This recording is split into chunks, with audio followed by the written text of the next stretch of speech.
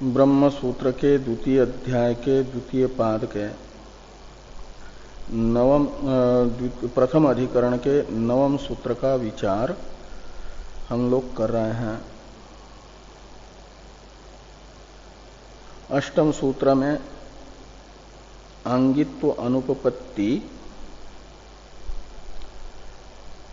होने के कारण प्रधान की प्रवृत्ति नहीं होगी,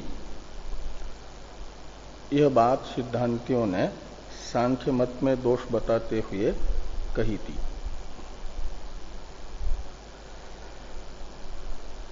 यदि और अंगित्व यानी साम्यावस्थापन्न गुणों में अंगांगी भाव क्यों सिद्ध नहीं हो पा रहा है, तो ये कहा था कि सत्वादि गुण जब साम्यावस्थापन्न होते हैं तो उनको वे अपने अपने स्वरूप में स्थित होते हैं। स्वरूप अवस्थित सत्वादि गुणों को एक दूसरे की अपेक्षा नहीं होती, तो निरपेक्ष स्वभाव वाले होने से उनमें अंगांगी भाव सिद्ध नहीं हो पाएगा। इसलिए प्रधान की प्रवृत्ति भी बन नहीं पाएगी। ये एक दोष है सांख्य मत में। इस दोष की निवृत्ति प्रकारांतर से सांख्य लोग बता रहे हैं, उसे सिद्धांती स्वीकार भी कर रहे हैं। नवम सूत्र के पूर्वार्ध में सांख्यों ने जो वेदांतियों के द्वारा 8वें सूत्र में बताया गया दोष है, उसका प्रकारांतर से परिहार बताया और उस प्रकारांतर से किए हुए परिहार को वेदांती स्वीकार कर रहे हैं, मान रहे हैं। नवम सूत्र के पूर्वार्ध में उससे भले ही अंगांगी भाव की गुणों में उपपत्ति हो जाए, लेकिन पहले जो दोष बताए थे वे दोष सांख्य मत में बने ही रहेंगे। उसे सूत्र के उत्तरार्ध में वेदव्यास जी बता रहे हैं। अन्यथा अनुमितौ च, इसमें अन्यथा शब्द से लिया गया। सिद्धांतियों ने साम्यावस्थापन्न गुणों को जैसा माना उससे विपरीत स्वभाव, साम्यावस्थापन्न गुणत्रय को उनमें अंगांगी भाव की अनुपपत्ति दिखाने के लिए सिद्धांतियों ने कहा था कि सांख्य अनपेक्ष स्वभाव मानते हैं गुणों को। तो अनपेक्ष स्वभावत्व का विरोधी है, अन्यथा है, विपरीत है सापेक्ष स्वभावत्व।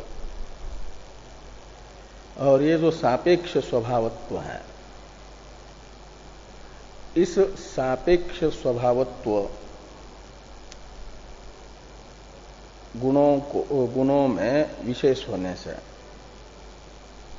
उनमें अंगांगी भाव बन जाएगा।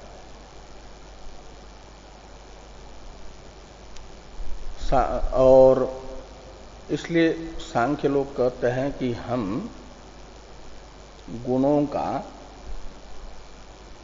निश्चित यही स्वभाव है ऐसा नहीं मानते, जिससे कार्य की सिद्धि हो, कार्य उत्पाद हो,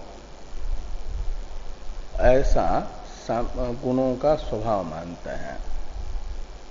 तो अनपेक्ष स्वभाव यदि गुणों को मानते हैं तो कार्य उत्पाद हो नहीं पा रहा है, इसलिए सापेक्ष स्वभाव मानते हैं। गुणत्रय सापेक्ष स्वभाव है। सापेक्ष स्वभाव की योग्यता उनमें साम्य अवस्था में भी है। इसलिए जब महदादि रूप से परिणत होगा तो सापेक्ष स्वभावत्व उनमें होने से अंगांगी भाव बन जाएगा। अंगांगी भावत्व का अनुमान करेंगे, अन्यथा अनुमित। तो इस प्रकार सापेक्ष स्वभावत्व गुणों में स्वीकार करके अंगांगी भाव का अंगीकार यदि करते हैं तो अंगांगी भाव फिर सिद्ध हो जाएगा, उचित माना जाएगा, युक्तियुक्त होगा। तो सिद्धांति ने स्वीकार कर लिया। लेकिन पहले प्रधान में जड़त्व होने से जो दोष बताया गया था वह दोष तो बना ही रहेगा। उससे राहित्य कैसे सिद्ध होगा? जड़त्व रहेगा तो जड़ की स्वतः प्रवृत्ति की अनुपपत्ति नामक दोष जो बताया था प्रवृत्तिश्च सूत्र में, वह तो बना रहेगा। ये यहां पर ज्ञ शक्ति वियोगात इससे बताया सूत्र के उत्तरार्ध में वेदव्यास जी ने। सूत्र का जो पूर्वार्ध है उसकी व्याख्या भाष्यकार भगवान कर रहे थे, उसको हम लोग देख रहे थे। तो भाष्य में जो ये था कि कार्यवशेन तु गुणानां स्वभावो अभ्युपगम्यते यथा यथा कार्योत्पाद उपपद्यते तथा तथा येषां स्वभावो अभ्युपगम्यते। जिससे महदादि कार्यों की उत्पत्ति सिद्ध हो, ऐसा कारण अवस्थापन्न गुणों का स्वभाव हम लोग स्वीकार करते हैं, ऐसा सांख्य ने कहा। और सांख्य जिन शब्दों से गुणों का कार्य उत्पाद अनुकूल स्वभाव स्वीकार करते हैं वह उनका वाक्य भी बताया गया, चलम गुणवृत्तम इत्यादि से। चलम गुणवृत्तम इत्यादि वाक्य की अवतरण टीका है। अनपेक्ष स्वभावात अन्यथा सापेक्षत्वेन गुणानाम अनुमानात पूर्व सूत्रोक्तो दोषो न प्रसज्यते। कहते हैं कि पूर्व सूत्र में जो दोष बताया था अंगांगी भाव की अनुपपत्ति,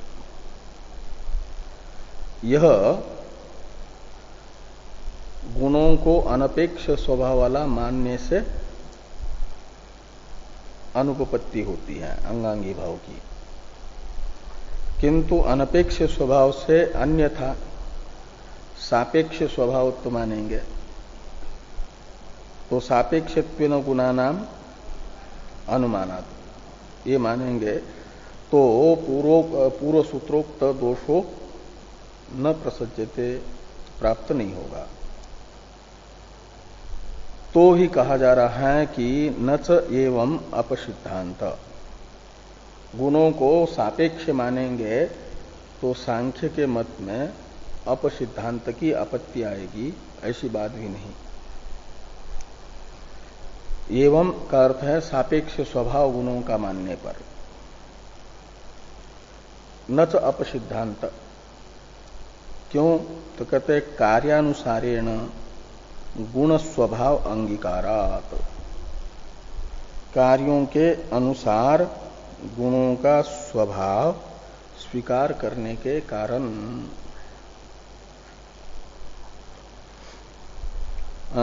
इस अभिप्राय से ये कहा जा रहा है कि चलम गुणवृत्तम इति। भाष्य में है कि चलम गुणवृत्तम इति च अस्ति अभ्युपगम। गुणों का चल स्वभाव है। का मतलब मात्र उनमें अनपेक्ष स्वभावत्व ही है ऐसा नहीं, सापेक्षत्व है। और आगे कह रहे हैं उपसंहार वाक्य में कि तस्मात् साम्यावस्थायाम अपि वैषम्य उपगम योग्या एव गुणा अवतिष्ठन्ते इति।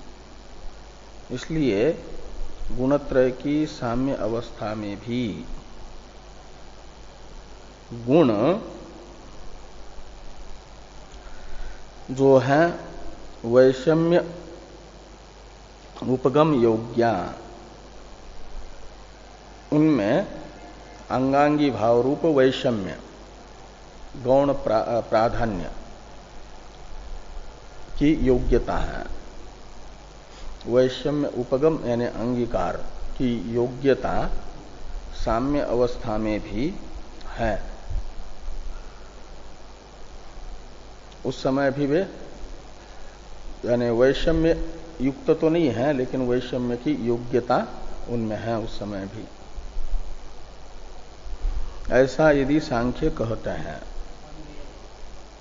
हाँ, तो कह रहे हैं कि एवं अपि, इससे ज्ञ शक्ति वियोगात इत्यादि उत्तरार्ध का व्याख्यान प्रारंभ हो रहा है।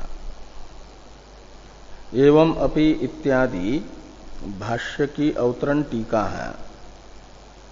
पूर्व सूत्रोक्त अंगांगित्व अनुपपत्ति दोषाभावम अंगीकृत्य परिहरति एवं अपीति। तो पूर्व सूत्र में बताया गया जो अंगांगित्व की अनुपपत्ति रूप दोष था, उसे अन्यथा अनुमितौच इस पूर्वार्ध के द्वारा सांख्यों ने दूर कर दिया और सिद्धांतियों ने स्वीकार कर लिया कि अंगांगित्व अनुपपत्ति रूप जो दोष है उसका सांख्य मत में अभाव है।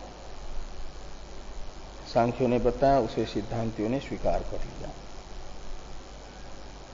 अब अंगीकृत्य परिहरति, उसका परिहार कर रहे हैं। का मतलब दूसरे दोष बता रहे हैं कि एवं अपि प्रधानस्य ज्ञ शक्ति वियोगात रचना अनुपपत्यादय पूर्वोक्ता दोषा तद अवस्था एव।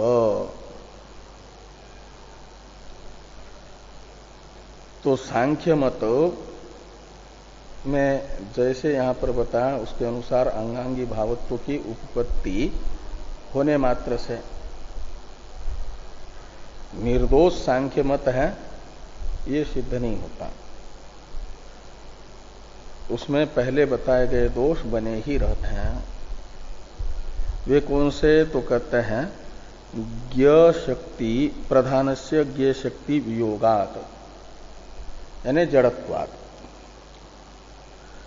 रचना अनुपपत्यादय पूर्वोक्ता दोषा तद अवस्था एवं, ये तो बने ही रहेंगे दोष।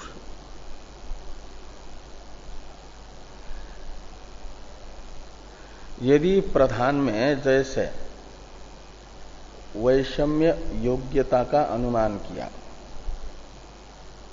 सांख्यों ने, साम्य अवस्थापन्न गुणों में भी वैषम्य उपगम योग्यता का अनुमान जैसे किया, ऐसे रचना की उपपत्ति के लिए यदि ज्ञ शक्ति का भी अनुमान करते हैं प्रधान के, कि प्रधान में ज्ञ शक्ति भी है, ऐसा यदि अनुमान करते हैं तो उस पक्ष में प्रधान को चेतन मानना पड़ेगा। तो चेतन प्रधान के अचेतनत्व का, जड़त्व का जो अभ्युपगम है वो छूट जाएगा और जड़ कारणवाद की सिद्धि न होकर के चेतन कारणवाद सिद्ध होगा। ये कह रहे हैं कि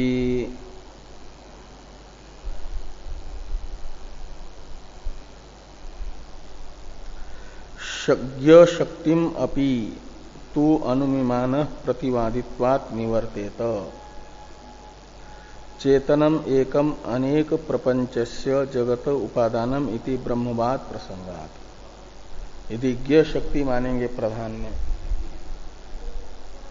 और उसी से महदादि समस्त जगत की उत्पत्ति मानेंगे तो ज्ञ शक्ति से युक्त प्रधान हो जाएगा चेतन। उसे भले ही क्या नाम प्रधान ये नाम दो, हाँ, लेकिन वो तो चेतन होगा। तो ये जो चेतनम एकम अनेक प्रपंचस्य जगत उपादानम, विचित्र जगत का उपादान कारण एक चेतन है, ये जो ब्रह्म कारणवाद है इसी का प्रसंग आएगा। केवल शब्द बदल जाएगा, ब्रह्म शब्द के स्थान पर प्रधान शब्द आएगा। और वेदांती को ब्रह्म शब्द का भी कोई आग्रह नहीं है कि उसे ब्रह्म ही कहो। यदि ज्ञ शक्ति से युक्त जगत का कारण है करे तो चेतन कारणवाद। तो जड़ कारणवाद रूप जो उनका अभ्युपगम है उसे छोड़ना पड़ेगा।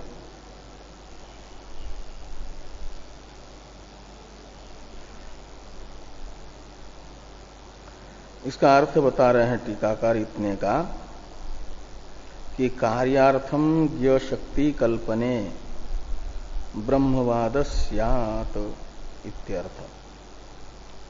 कार्य के लिए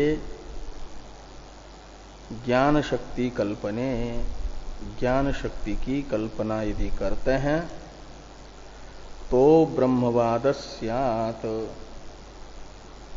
ब्रह्मवाद, हाँ?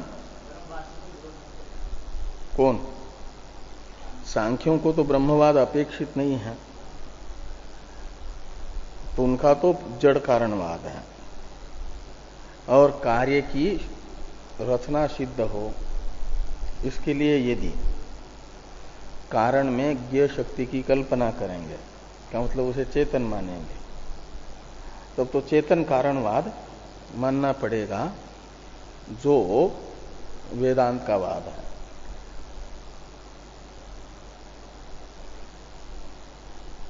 आगे कहते हैं वैशन्य उपगम योग्या अपि इत्यादि से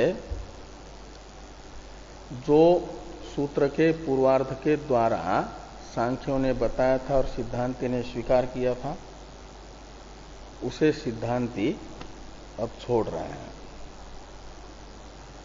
इसलिए कहते हैं वैषम्य उपगम योग्यापि, इसके अवतरण में टीकाकार कि अंगीकारम त्यजति, जो सूत्र के पूर्वार्ध में वैषम्य योग्यता स्वीकार करके अंगांगी भाव की उपपत्ति सांख्यों ने दिखाई थी उसे आपाततः सिद्धांतियों ने स्वीकार किया था।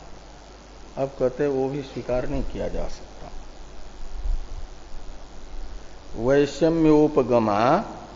वैषम्योपगम योग्या अपि गुणा साम्यावस्थायाम निमित्ता भावात नैव वैषम्यम भजेरन। तो वैषम्य साम्य अवस्था में स्वीकार कर भी लिया जाए, वैषम्य योग्य गुण है करके, किंतु कहते वे जड़ होने से, प्रधान जड़ होने से सांख्यों के अनुसार बिना निमित्त के उनमें वैषम्य प्राप्त नहीं हो पाएगा। वैषम्य की भले ही योग्यता रहे, लेकिन वैषम्य योग्य गुणों में वैषम्य लाने के लिए कोई न कोई निमित्त चाहिए। बिना निमित्त के वे वैषम्य भाव को प्राप्त नहीं होंगे। और यदि मान ले कि निमित्त के बिना वैषम्य योग्य गुणों में वैषम्य प्राप्त हो जाता है, निर्निमित्त वैषम्य, तो निमित्ता भाव तो हमेशा रहेगा और वैषम्य की योग्यता भी उनमें है ही है। तो फिर वैषम्य हमेशा ही बना रहे, साम्य अवस्था कभी आए ही न, ये प्रसंग आएगा। ये कहते हैं कि भजमाना वा, यानी बिना निमित्त के ही वैषम्य को प्राप्त कर लेते हैं गुण, ऐसा मानने पर ये भजमाना वा निमित्त, तो ये कह रहे हैं जो दोष आ रहा है कि निमित्ता भाव अविशेषात सर्वदा एव वैषम्यम भजेरन। सृष्टि के समय भी निमित्त के बिना वैषम्य को प्राप्त कर रहे हैं, तो निमित्त का अभाव तो कारण अवस्था में भी है, प्रलय के समय भी, तो उस समय भी वो निमित्ता भाव रूप समानता विद्यमान होने के कारण क्या हो जा कि वैषम्य हमेशा ही प्राप्त करते रहे, सर्वदा एव वैषम्यम भजेरन, ये आपत्ति आएगी। तो साम्य अवस्था का उच्छेद का प्रसंग। इति प्रसज्यते एव अयम अनंतरूपी दोष, ये दोष तो प्राप्त होगा ही वैषम्य की योग्यता का अनुमान करने पर भी। जो हमने अंगित्व अनुपपत्तेश्च इस 8वें सूत्र में दोष बताया था, वह है अनंतर दोष। और यह अनंतर दोष नहीं होगा ऐसी बात नहीं, वो भी प्राप्त ही होगा। ये इस प्रकार जो शुरू में एवं अपि प्रधानस्य ज्ञेय शक्ति इत्यादि में एवं अपि शब्द से तो वैषम्य अनुपपत्ति का जो अंगीकार ये किया था। अच्छा,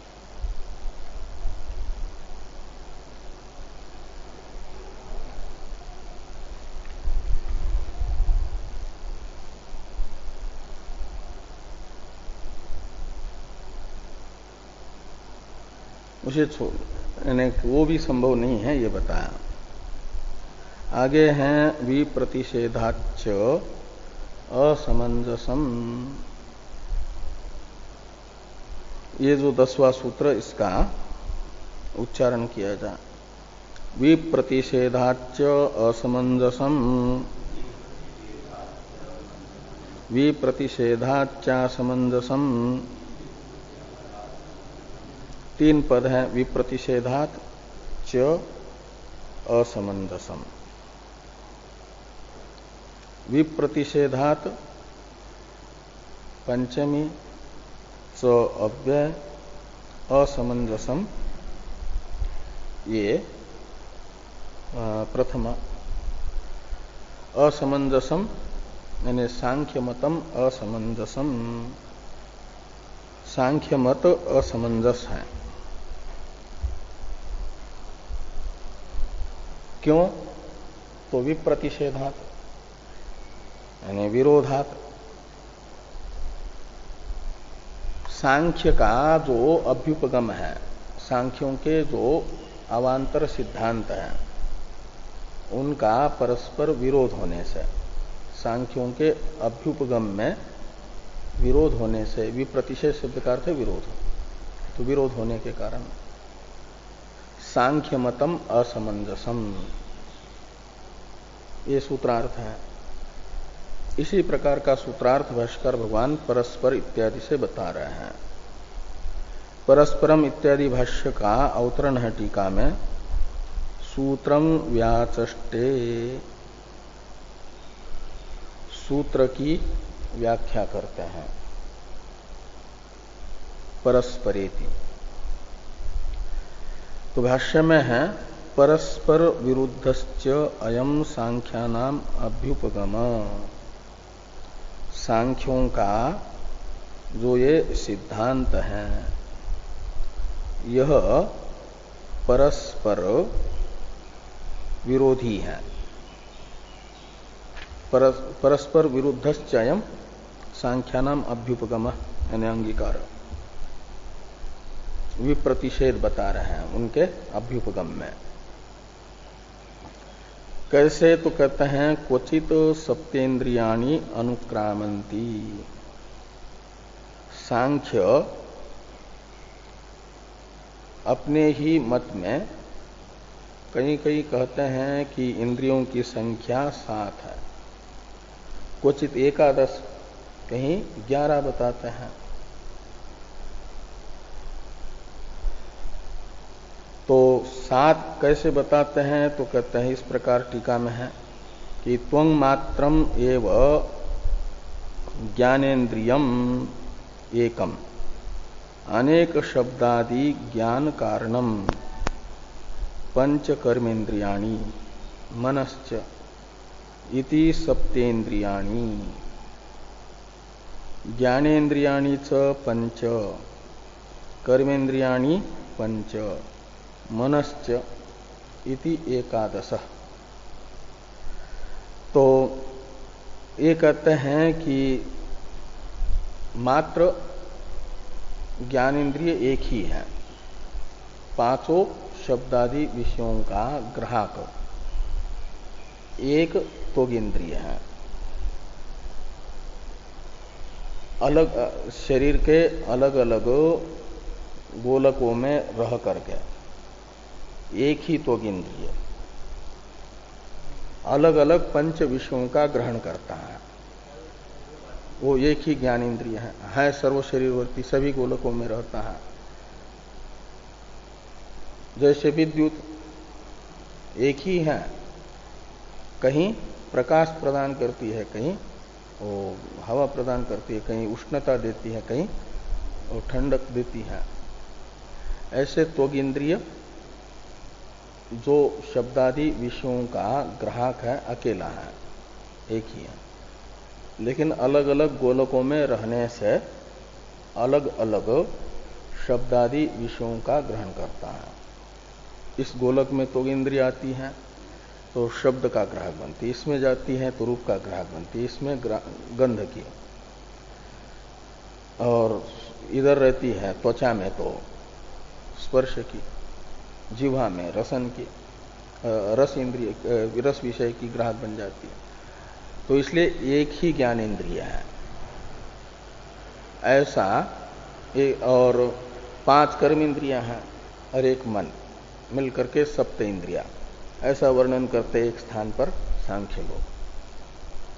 तो अन्यत्र कहते हैं कि ज्ञानेन्द्रियाणि पंच कर्मेन्द्रियाणि पंच और मनस्येति 11। अन्यत्र जो है ज्ञान इंद्रिय को अलग अलग 5 मानते हैं, ये अपने ही मत में है। वेदांत में एक 11 इंद्रिया मानते हैं, ऐसा ये 11 इंद्रिया भी मान रहे हैं और सप्त भी मान रहे हैं, इसलिए इनका परस्पर अभ्युपगम विरोध हुआ न। आगे हैं कि भाष्य में तथा क्वचित महत तन्मात्रा सर्गम उपदिशन्ति क्वचित अहंकारात्। 5 तन्मात्राएं हैं, शब्द तन्मात्रा, स्पर्श तन्मात्रा, रूप तन्मात्रा, रस तन्मात्रा, शब्द तन्मात्रा, गंध तन्मात्रा। इन यानी सूक्ष्म पंचभूत शब्द तन्मात्रादि, इनकी उत्पत्ति यह प्रकृति विकृति रूप तत्व है 5 पंच तन्मात्रा। इनको कहीं महत तत्व का परिणाम माना गया, तो कहीं अहंकार का। तो पंचतन ये भी परस्पर अभ्युपगम विरोध है। तो ये कहा कि तथा क्वचित महत तन्मात्रा सर्गम उपदिशन्ति क्वचित अहंकारात्, तन्मात्रा सर्गम उपदिशन्ति, ऐसा करना। आगे है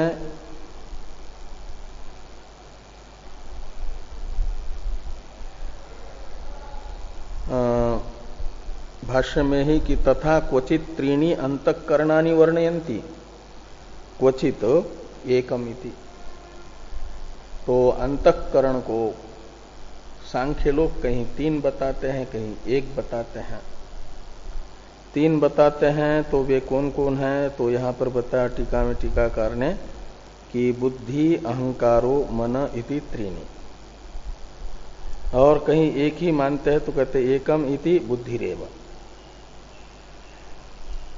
एवं पूर्वापर विरोधात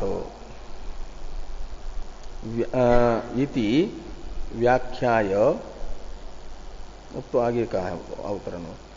तो इस प्रकार ये जो प्रसिद्ध एवतु श्रुतीश्वर कारणवादिन्या विरोध, ये जो भाष्य वाक्य है इसका अवतरण है टीका में। एवं पूर्वापर विरोधात इति व्याख्याय श्रुति स्मृति विप्रतिषेधाच्च इति अर्थांतरम आह प्रसिद्ध इति। यानी सूत्रस्थ विप्रतिषेधात, ये जो पद है इसकी भाष्य में एक प्रकार से व्याख्या कर दी भाष्यकार भगवान ने। विप्रतिषेधात इस पद का अर्थ कर दिया पूर्वापर विरोधात। और ये पूर्वापर विरोध कैसे है उसे बताया गया कि क्वचित सप्तेन्द्रियानि इत्यादि से। अब विप्रतिषेधात इस सूत्रस्थ पद की प्रकारांतर से व्याख्या कर रहे हैं। ये बता रहे हैं कि श्रुति स्मृति विरोध, विप्रतिषेध शब्द का अर्थ है। पहले किया सांख्य मत में पूर्वापर विरोध, विरोध शब्द का अर्थ, विप्रतिषेध शब्द का अर्थ। अब श्रुति स्मृति विरोध होने से भी सांख्य मत असमंजस है, यह अर्थ निकलेगा। तो इसलिए कहा कि पूर्वापर विरोधात इति व्याख्याय श्रुति स्मृति विप्रतिषेधात इति अर्थांतरम आह, यानी भिन्न अर्थ बता रहे। पूर्व जो अर्थ बताया उससे भिन्न अर्थ किसका, विप्रतिषेध पद का।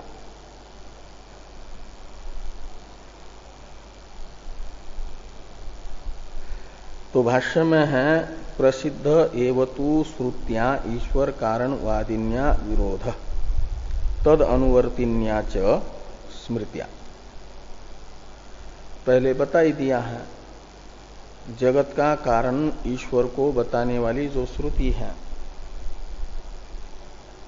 आत्मा एव इदमग्र आसीत नान्यत किंचन मीशन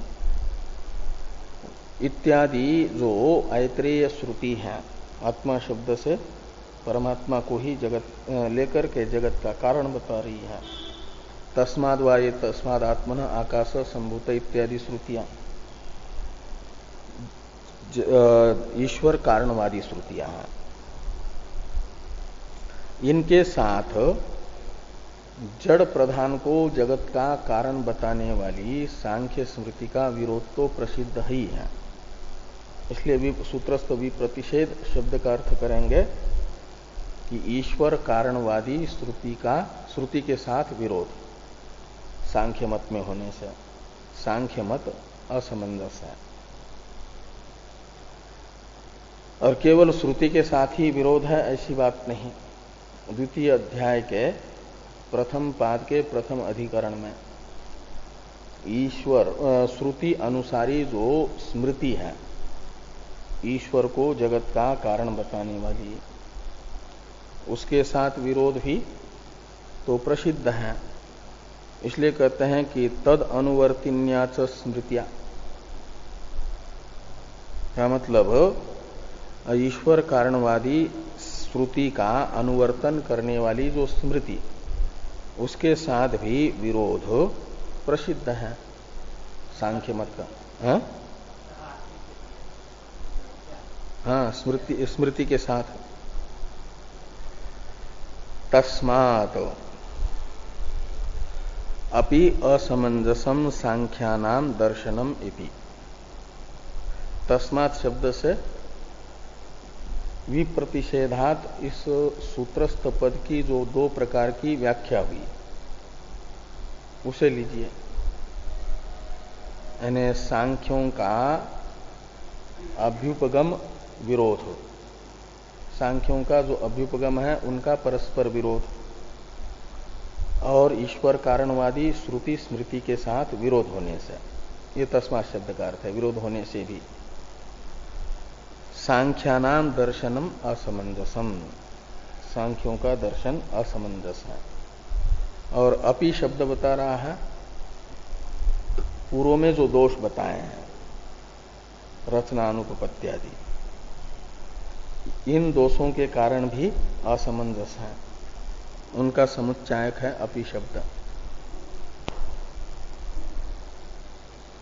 यानी युक्ति विरोध भी है, श्रुति स्मृति विरोध भी है। पूर्व तो युक्ति के साथ विरोध बताया ना, अपि शब्द युक्ति विरोध का समुच्चायक है।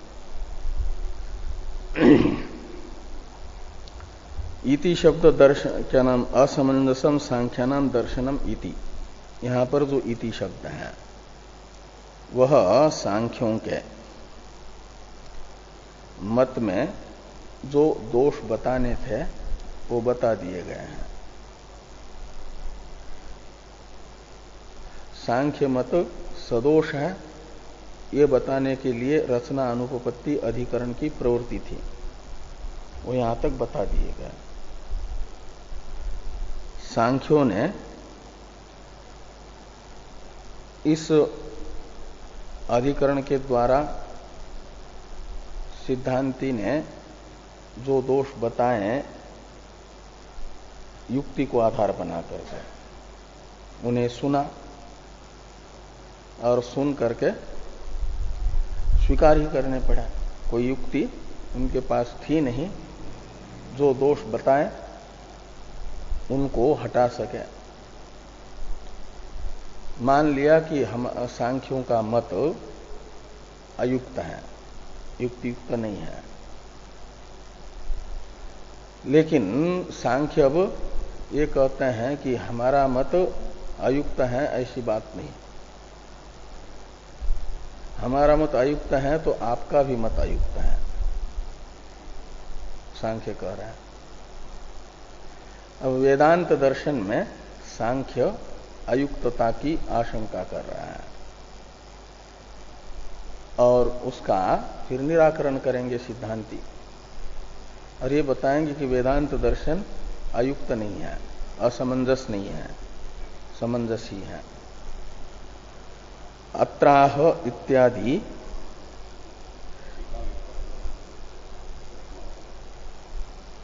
अच्छा, हाँ, एक वाक्य टीका में है, इसको पढ़िए, फिर अत्राह का अवतरण पढ़ेंगे टीका में।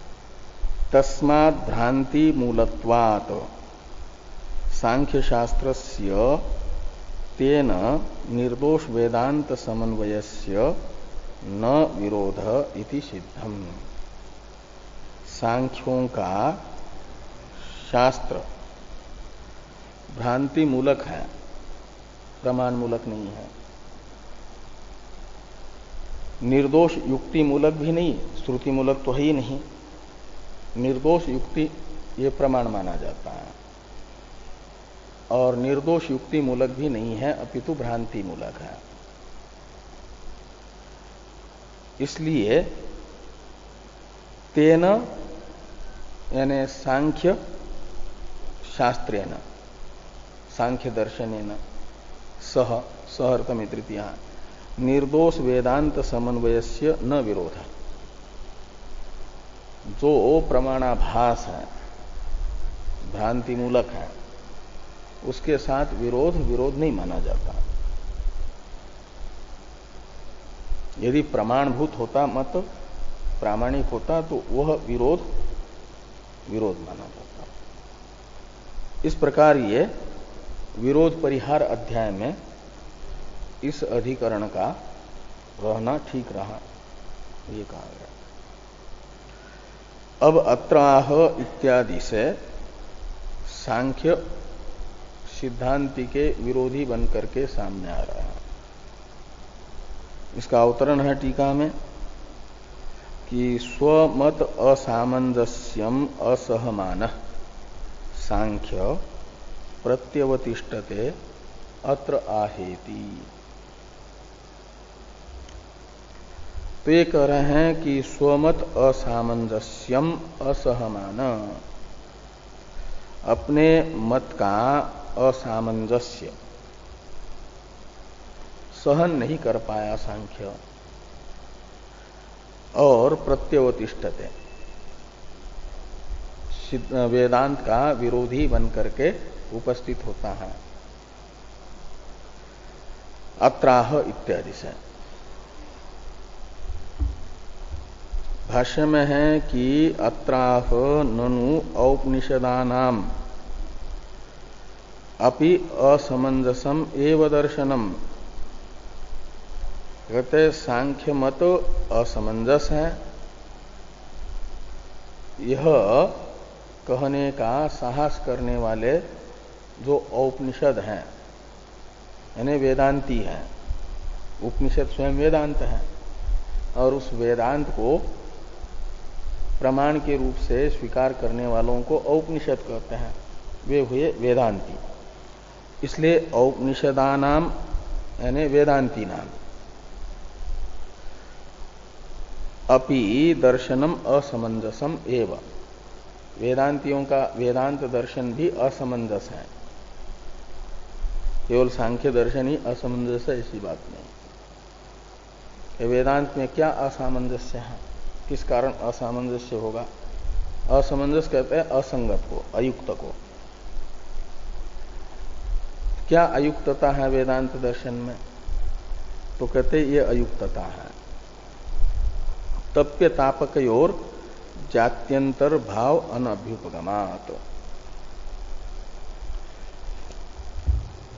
वेदांती तो अद्वैतवादी है, एक अद्वितीय ब्रह्म का ही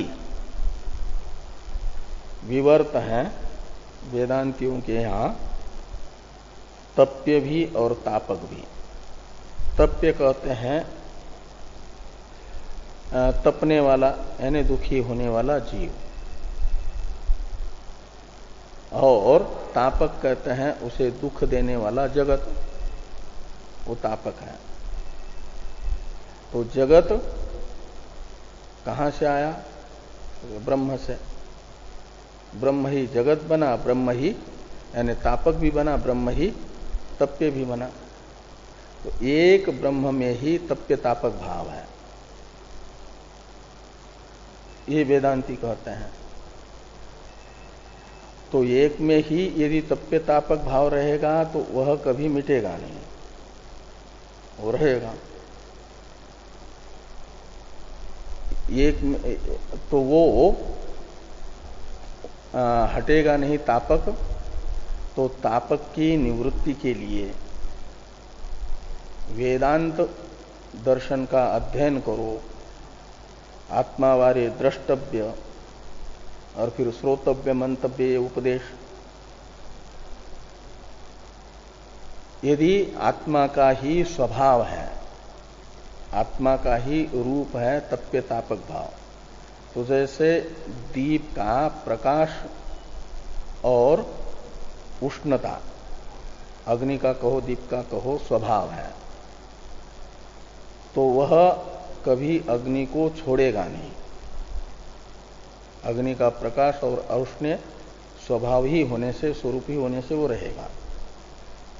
ऐसे ब्रह्म का यह जगत स्वभाव है, स्वरूप है, ब्रह्म ही बना है ना। तो ये तप्य और तापक भाव हमेशा बना ही रहेगा। तो तापक की निवृत्ति के लिए उपाय बताने वाला वेदांत दर्शन असमंजसी होगा। ये सूत्र रूप से पहले कहा कि तप्य तापकयोर जात्यंतर भाव अनभ्युपगमात्। और सांख्य मत में तो तप्य अलग है, तापक अलग है, एक का ही परिणाम नहीं है। जो तप्य है पुरुष, वह तो प्रकृति विकृति नहीं है, केवल भोक्ता ही है। और तापक जो जगत है वह तो जड़ प्रधान का परिणाम है, इसलिए उसे हटाया जा सकता है। और ये जो है आत्मा के ही धर्म होने से, अग्नि के औष्ण्य और प्रकाश के तरह, इनको कैसे हटाया जाएगा वेदांत मत में? तो तप्य तापक और जात्यंतर भाव अनभ्युपगमात्, यानी भेद न मानने से। ये जात्यंतर भाव अनभ्युपगमात् जो हेतु था, इसी का विवरण है एकम ही ब्रह्म इत्यादि से। इसका उत्तरण है टीका में कि तप्यो, पहले तप्य तापक का अर्थ कर रहा है, तप्य शब्द तापक शब्द का। तप्यो जीवः तापकः संसारः और तयोर भेद अनंगीकारात् लोक प्रसिद्ध तप्य तापक भावो लुप्येत इत्यर्थ। तप्य और तापक का भेद वेदांत में न होने से, ब्रह्म ही तप्य है, ब्रह्म ही तापक है,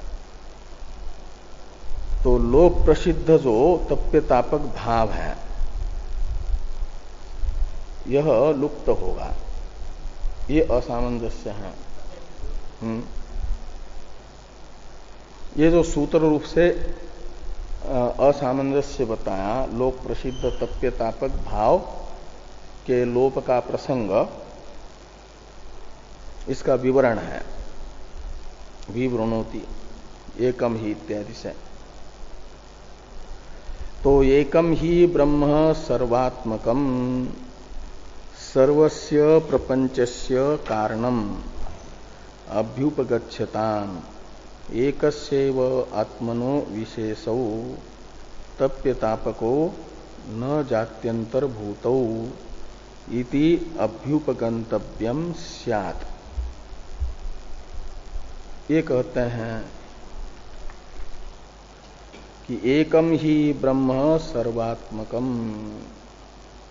सर्वस्य प्रपंचस्य कारणम अभ्युपगच्छताम्।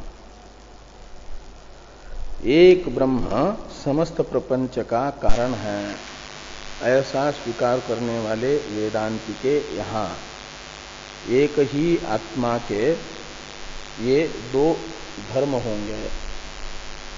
एकस्यैव आत्मनो विशेषो तप्यतापको न जात्यंतर भूतौ, वो भिन्न नहीं है, अलग अलग नहीं है। इति अभ्युपगंतव्यम स्यात्, ये स्वीकार करना पड़ेगा वेदांतियों को। और यदि ऐसा स्वीकार करते हैं तो यदि ये तो तप्यतापको इत्यादि से वो अनुपपत्ति बता रहे, उससे पहले थोड़ा पूर्व इस वाक्य का अर्थ कर रहे हैं टीका में। टीकाकार इसको देखिए, एकम ही इत्यादि का। तथा च भेद व्यवहार लोप इति असमंजसम इत्यर्थ। तप्य और तापक रूप जीव और संसार एक ही आत्मा के विशेष होंगे, जात्यंतर नहीं होंगे, इनमें भेद नहीं होगा। तो लोक प्रसिद्ध जो भेद है उसका उच्छेद, ये असामंजस्य इनमें है वेदांत मत में, ये यहां पर कहा। अब यदि च इत्यादि का अवतरण है टीका में। ननु तयोः उपादान ऐक्येपि मिथो भेद अस्तेव यथा एक वन्यात्मकयोर औष्ण्य प्रकाशयो अतो न व्यवहार लोप इति आशंक्य वन्येः इव ताभ्याम आत्मनो मोक्षो न स्यात् इत्याह यदि च इत्यादि ना। तो ये कह रहे हैं भेद व्यवहार लोप का जो असामंजस्य दिखाया पूर्व पक्षी ने वेदांत मत में, इसका निराकरण वेदांति के अनुयायी यदि ये कह करके करते हैं कि तयोहो उपादान ऐक्येपि, ये वेदांति के अनुयायी सांख्यों को कह रहे हैं कि तयोहो यानी तप्य तापकयो, तप्य जीव और तापक संसार, ये दोनों तो हैं कार्य और इन दोनों का उपादान कारण है ब्रह्म। इसलिए उपादान कारण के साथ जीव और संसार का ऐक्य होने पर भी मिथो भेद, कार्यों का परस्पर भेद रहेगा। जैसे घट और कुलड़ का अपने उपादान कारण मिट्टी के साथ अभेद होने पर भी परस्पर भेद है, ऐसे ब्रह्म का कार्य रूप ब्रह्म है, उपादान कारण जिनका, ऐसे तप्य और तापक, इन दोनों का अपने उपादान कारण ब्रह्म के साथ ऐक्य होने पर भी परस्पर भेद रहेगा। और परस्पर भेद होने से वो भेद व्यवहार की उपपत्ति हो जाएगी, भेद व्यवहार के लोप का प्रसंग नहीं आएगा। इसे समझाने के लिए उदाहरण कहा कि यथा एक वन्यात्मकयोः औष्ण्य प्रकाशयो, वन्ही के ही विशेष है उष्णता और प्रकाश। तो उष्णता का और प्रकाश का वन्ही के साथ एकत्व होने पर भी प्रकाश और उष्णता का परस्पर भेद है, भेद व्यवहार भी होता है। इनका लोक में भेद व्यवहार उच्छेद नहीं है। इन दोनों को वन्यात्मक मानने पर भी, वन्नी के ये दोनों विशेष होने पर भी, वन्नी के साथ इन दोनों का अभेद होने पर भी परस्पर भेद है। ऐसे तप्य और तापक का ब्रह्म के साथ अभेद होने पर भी परस्पर भेद व्यवहार हो जाएगा। अतो न व्यवहार लोप, इनके तप्य तापक भेद के व्यवहार का लोप नहीं होगा। इस प्रकार की आशंका सांख्यों के प्रति वेदांति के अनुयायी की यदि होती है तो सांख्य इस अभिप्राय से इस शंका का निराकरण कर रहा है। वो अभिप्राय टीका में सांख्यों का टीकाकार ने बताया कि वन्ये इव ताभ्याम आत्मनो मोक्षो न स्यात् इति आह यदि च इत्यादिना। तो कहते वन्हे इव ताभ्याम आत्मनो मोक्षो न स्यात्। तो जैसे वन्ही से ये कभी अलग नहीं होता, वन्ही के स्वभाव होने से औष्ण्य और प्रकाश वन्ही से अलग नहीं होता, ऐसे ये आत्मा से तप्य और तापक अलग नहीं होंगे। अलग नहीं होंगे तो आत्मा का तप्य तापक से मोक्ष नहीं हो पाएगा, संसार ही बना रहेगा, अनिर्मोक्ष का प्रसंग आएगा। ये सांख्य कह रहे हैं यदि च इत्यादि से।